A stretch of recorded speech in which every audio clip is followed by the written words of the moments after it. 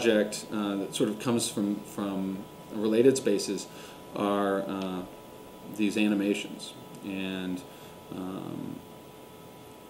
the treatment of a home interior space, an intimate personal space, depersonalized through marketing, through these spaces that you see when you walk around a retailer like Crate and Barrel or one of these other ones. Definitely. No, I mean, I like them both, but I also like that they're right next to each other, and they're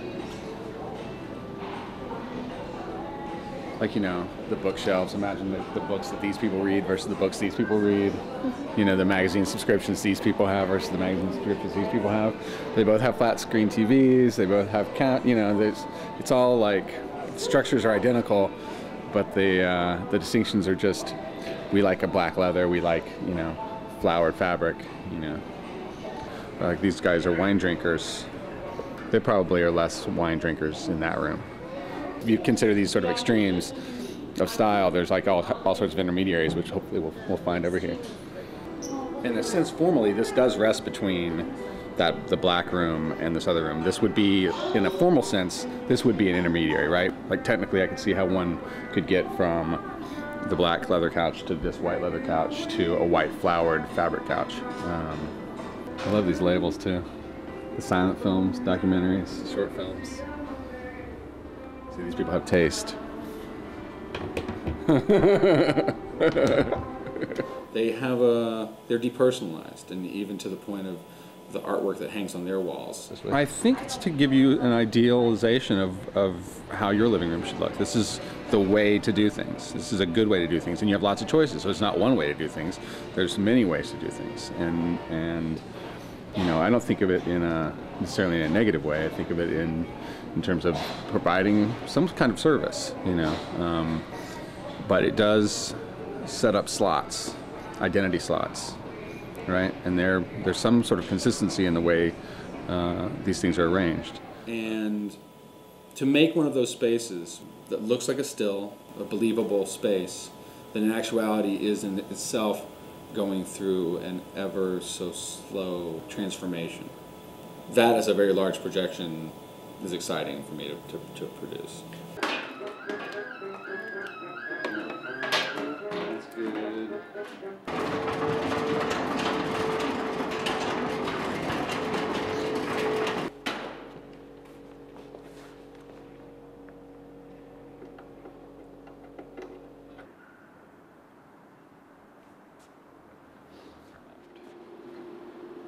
If you zoom in, you can't get it close. I am interested in this sort of almost psychedelic experience of a still that looks real, and then it's changing. I came back 5 minutes later, and that thing was there, and this had changed, and but I didn't see it happen. I couldn't have seen it happen. I'd only been able to see it happen so slowly. Within that whole change over the course of a couple hours, you can see any number of styles emerge, any one to suit your individual taste. I think the projections are really about a sort of myth of freedom of choice. The work tells you that although the market produces any number of permutations of a couch, of a coffee table, of a lamp to meet your personal identity, in a sense, it's still telling you need a couch, a lamp, and a coffee table, and in that same arrangement.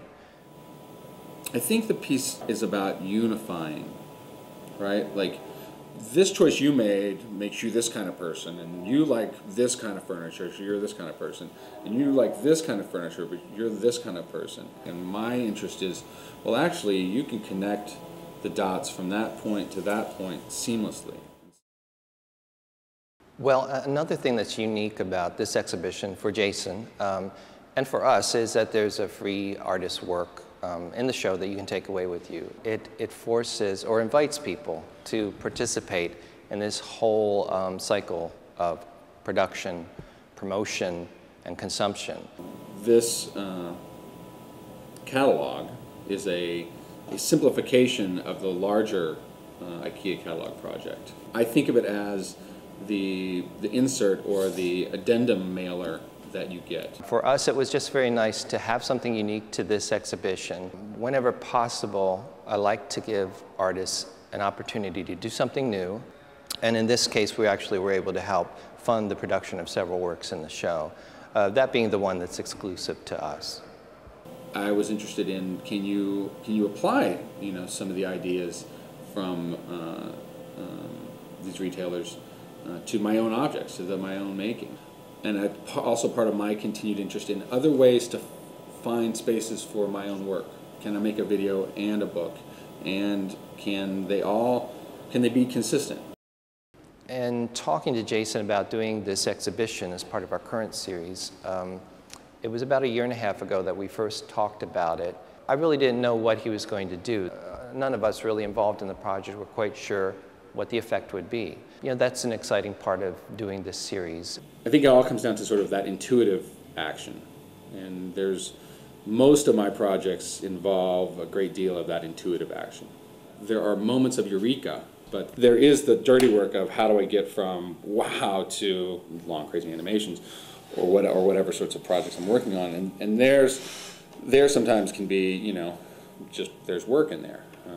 But the process itself is enjoyable for me. I mean, I think that's part of why my work, where I ended up, was that it's sort of naturally where I go.